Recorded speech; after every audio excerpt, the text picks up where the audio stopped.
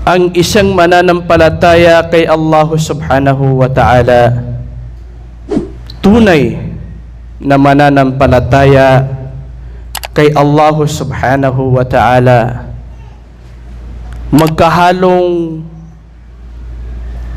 kalungkutan at tuwa ang kaniyang nadarama sa paglisan na muli na namang paglisan ng buwan ng Ramadan.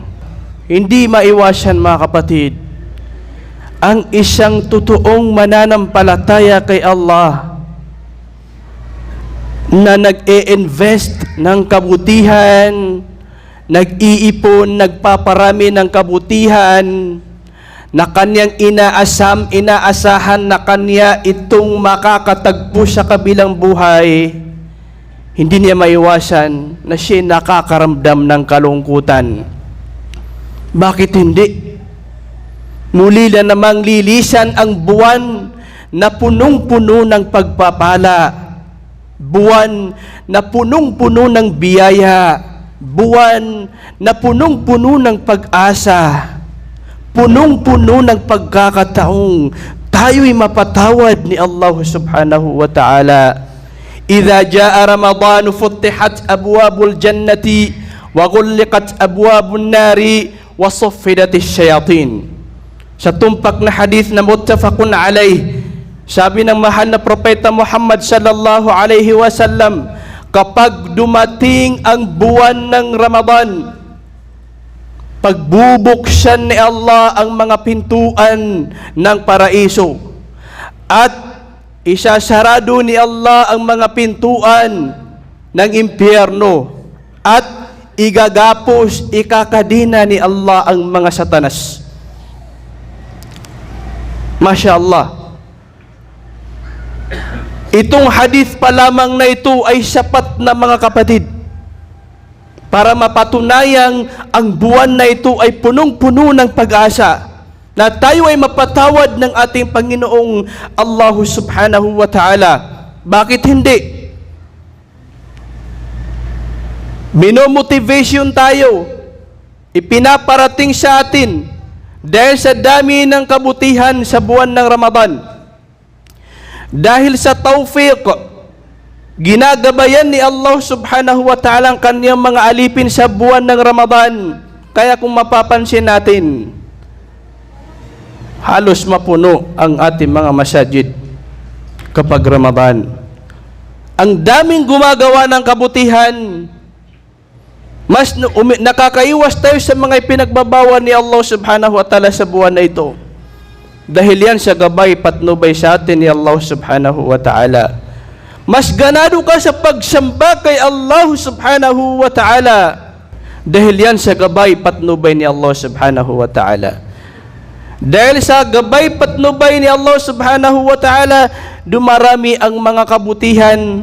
Kaya naman, ang paraiso ni Allah subhanahu wa ta'ala, ang mga pintuan ng paraiso ni Allah ay nakabukas at ang mga pintuan ng impyerno ay nakasara. Allahu Akbar. Ito rin ay motivation sa atin. Ito ay motivation sa atin sa pagpaparami ng kabutihan. Nasa buwan na ito ay ginagapos, kinakadina ni Allah subhanahu wa ta'ala mga satanas. Ibig sabihin, mga kapatid, sa pananampalatayang Islam, sa buwan na ito ay humihina ang lakas, puwersa ng mga satanas na nagliligaw sa ating mga puso.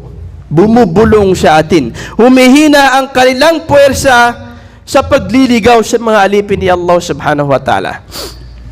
Ngayon, pag dinilay-nilayan mo ang iyong sarili, dahil kung hindi mo matalo-talo si satanas sa buwan na ito na nakagapos siya, nakakadina siya, pinapahina ni Allah subhanahu wa ta'ala ang kanyang pwersa sa pagliligaw. Kung hindi mo pa rin siya matalo-talo ngayon, kailan mo siya matatalo?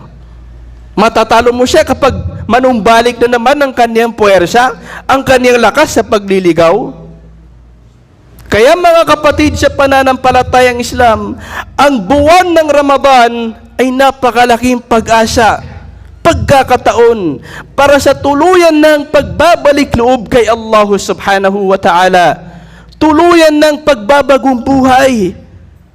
Hindi ka nagsasala before, ito ay pagkakataon. Sanayin mo ang iyong sarili sa mga masjid.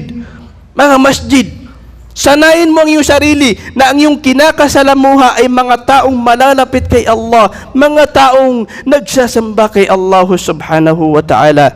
Sanayin mo ang iyong sarili na laging nakasali sa iyong mga rota ang mga daanan patungo sa mga pintuan ng mga masjid, mga bahay dasalan, na kung saan ay ginugunita natin, dinadakila natin dito si Allah subhanahu wa ta'ala. Pagkakataon nito mga kapatid sa pananampalatayang Islam, ang mali ay ang dito lang natin sambahin si Allah subhanahu wa ta'ala sa buwan na ito. Ang mali ay ang magsumikap tayo ng todo bigay tayo sa pagsusumikap, sa pagpaparami ng kabutihan dito sa buwan na ito. Pero after ng Ramadan, ay mawawala na naman ng parang bula ang ating mga pagsamba, o kaya mapuputol na naman ang ating mga pagsamba. Yan ang napakalaking mali mga kapatid sa pananampalatayang Islam. Dahil hindi yan ang punto, karunungan o kaya wisdom ni Allah subhanahu wa ta'ala kung bakit mayroong obligasyon na pag-aayuno sa buwan ng Ramadan. Ya ayyuhalladhina amanu kutiba alaykumus siyam kama kutiba ala alladhina min qablikum la'allakum tattaqun. Sa malapit-lapit na kahulugan, sinabi ni Allah subhanahu wa ta'ala sa banal na Quran sa Suratul Baqarah verse 183, o kayong mga nanampalataya, iniobliga sa inyo ang pag-aayuno sa katulad ng pagkaobliga nito sa silang mga nauna sa inyo, mga naunang nasyon. Bakit mga kapatid? Bakit iniobliga ni Allah subhanahu wa ta'ala? Para ba tayo makita na gutom? Para ba parusahan tayo? Para ba makita na uhaw tayo at namamatay tayo sa gutom at uhaw? Yan ba yung pakay? Yan ba yung wisdom ni Allah? No mga kapatid. Subhanallah. Subhanallah. Kailan may hindi magiging wisdom ni Allah subhanahu wa ta'ala ang parusahan niya ang kanyang mga alipin? Hindi ganyan. Bakit nga ba iniubliga sa atin ni Allah ang pag-ayuno sa buwan na ito? La'allakum tattaqun. Upang sa ganon, sabi ni Allah subhanahu wa ta'ala, upang sa ganon kayo ay maging matakutin kay Allah. At ang ibig sabihin na takot dito na minimin natin ay ang takot na dahil sa takot natin kay Allah ay susundin natin ang mga kautusan sa atin ni Allah.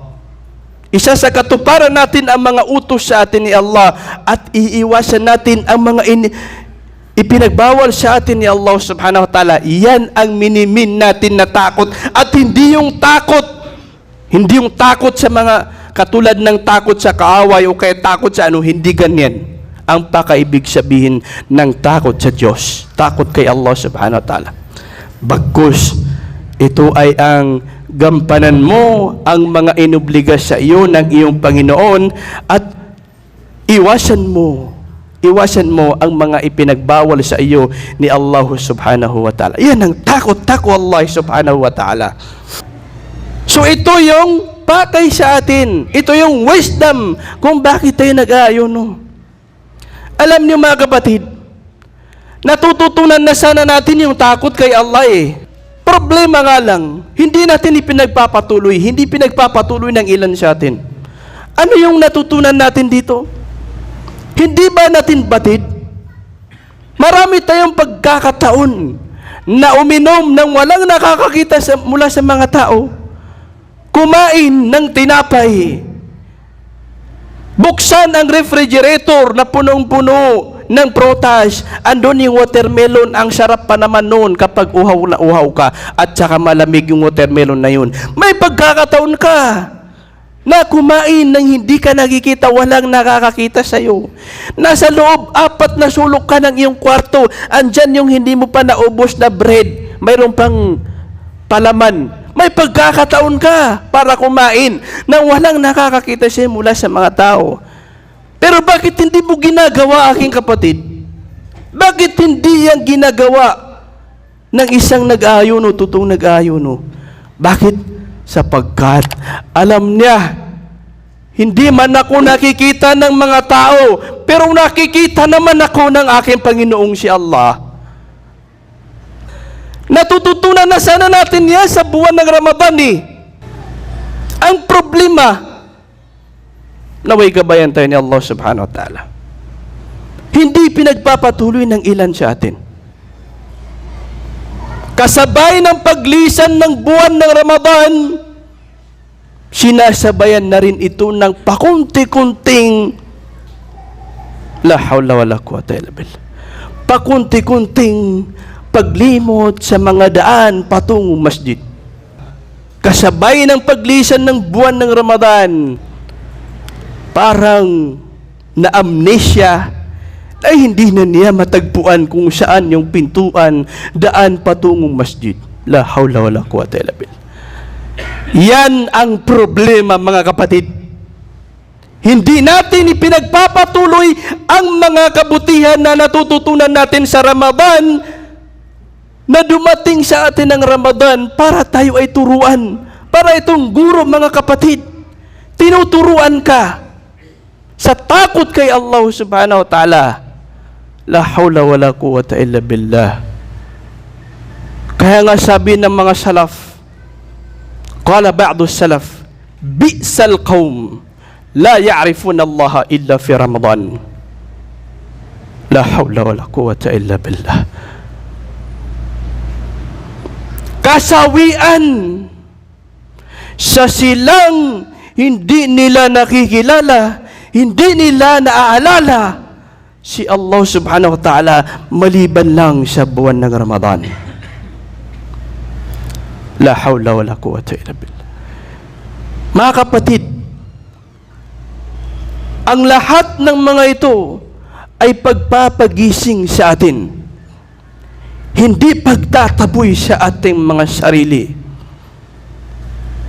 Minomotivate natin ang ating mga sarili, sapagkat ang kamatayan ay katotohanan. Kahit gaano pa tayo maglimot-limot, magpalimot-limot sa kamatayan, ang kamatayan, kapatid, ay hindi kaniya nakakalimutan.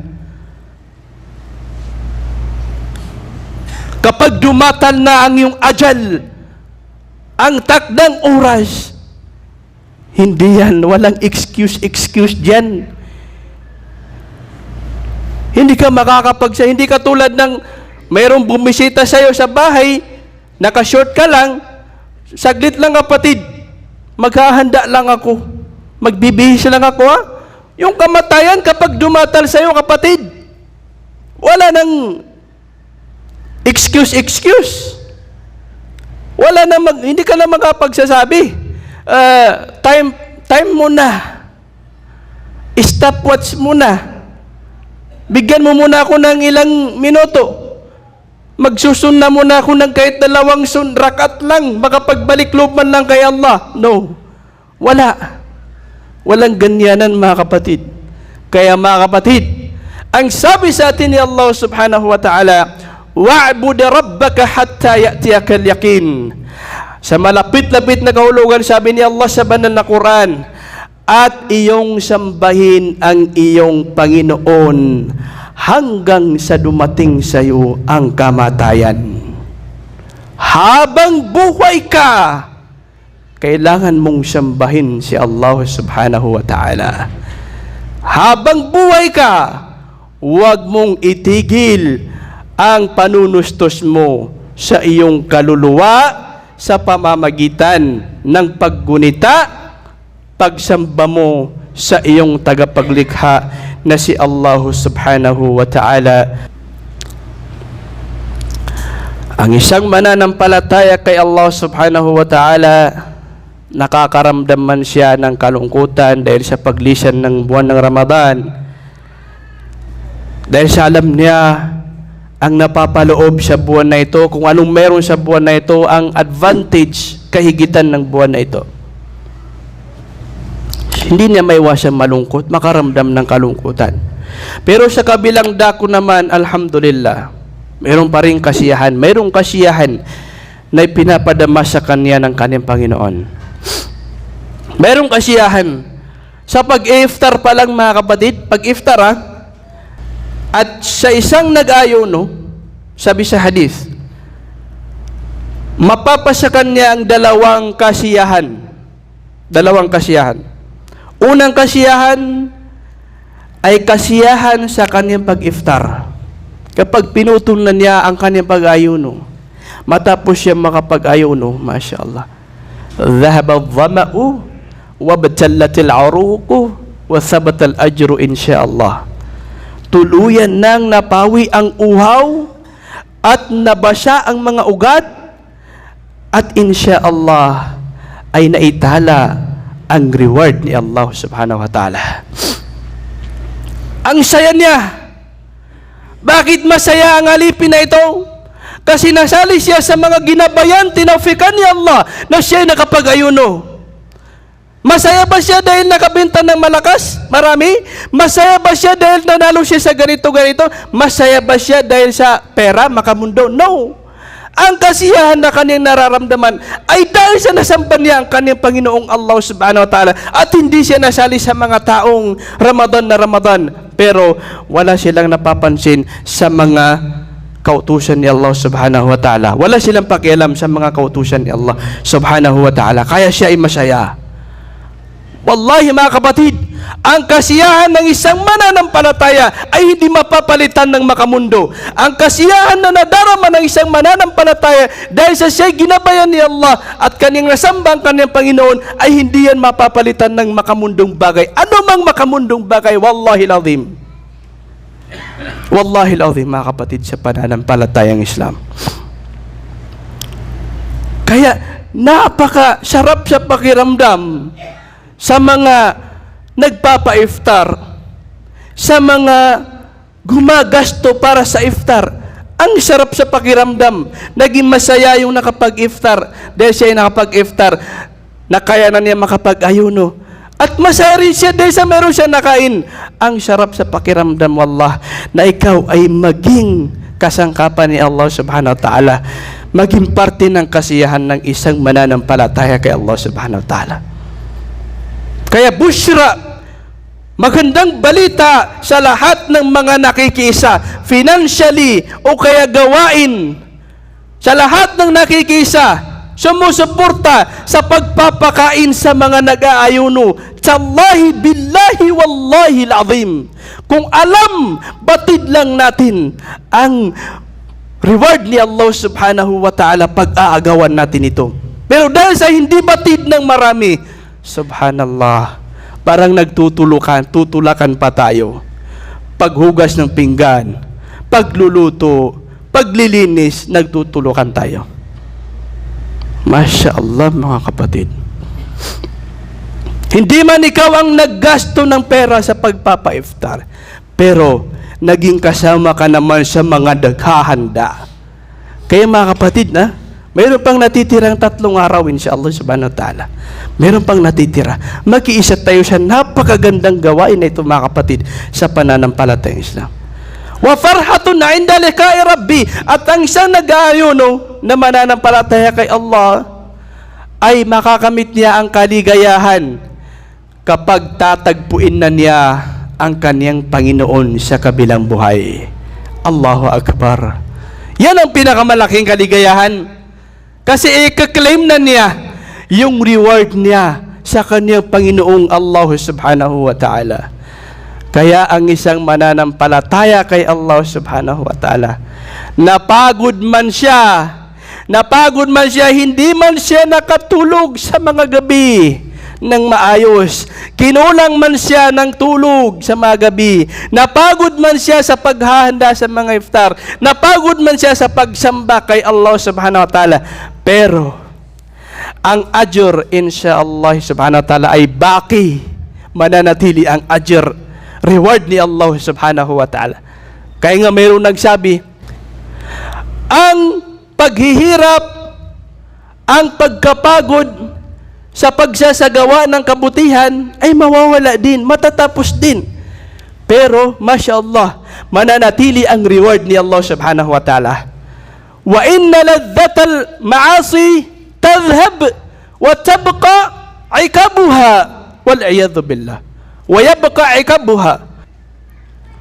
Ito yung sabi ng hikmah. Ito yung sabi ng salawikain.